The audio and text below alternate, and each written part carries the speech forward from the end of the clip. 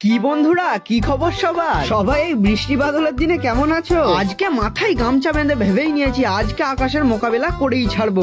সেই জন্যই তো বন্ধুকে পেছনে বসিয়ে চলে এলাম বাজারে। দিন দিন এই পৃথিবীতে যা কিছু সহ্য করছি, আশা করি নরকে গেলে আমাদের অসুবিধা খুব একটা হবে না। আর এটা আমি 100% গ্যারান্টির সাথে বলতে পারি যে আমার সাথে আমার সব কটা বন্ধুই নরকে যাবে। আর আমার মনে হয় আকাশের মন বৃন্দাবন, কারণ এই কিছুক্ষণ আগে জমজমিয়ে জল হচ্ছিল, তারপরেই দেখো কত সুন্দর রামধনু উঠেছে। আসলে আজকে বাজার আসার মেন কারণ হলো আমার একটা ফোন বাগাতে দেওয়া ছিল। ফোনের দোকানে ঢুকতে আমার টাকার বান্ডিলটা বেরিয়ে গেল। যেহেতু বন্ধুকে এনেছিলাম তাই ওকে তো কিছু একটা খাওয়াতেই হবে, সেই জন্য বেশি দেরি না করে একটা ফাস্ট ফুডের দোকানে এসে 10 টাকার ফুচকা খাইয়ে দিলাম। ও বাবা, ফুচকা খেয়ে আবার 4 অক্ষরের বোকা ছেলেটা বলছে আমি চা খাবো, তাই তো ওকে চা খাইয়ে দিলাম। চাটা খেতে খেতে মাথায় একটা চিন্তা ভাবনায় ঘুরছিল যে একে কেন নিয়ে এলাম আমি। মানবিকতার খাতিরে ও আবার 20 টাকার পকোড়া নিয়ে নিল। পকোড়াটাকে আমি ক্যামেরার দিকে ছুঁড়ে মারলাম। ওরে বাবরে, আনবক্সিং করে দেখি এতে আবার সস দিয়েছে। সস তো আমি খাই না, এই জন্য ফিকে দিলাম। তারপর পকোড়ার দিকে এগিয়ে গেলাম। পকোড়ার একটা বাইট নিতেই বুঝতে পারলাম যে পকোড়াটা কি বিচ্ছিরি খেতে। ভালো না লাগলেও খেতে হবে, কারণ বন্ধুর টাকা দিয়ে কেনা, লস করা যাবে না কোনোভাবে। তো চলো আজকের মতো টাটা, দেখা হচ্ছে কালকে।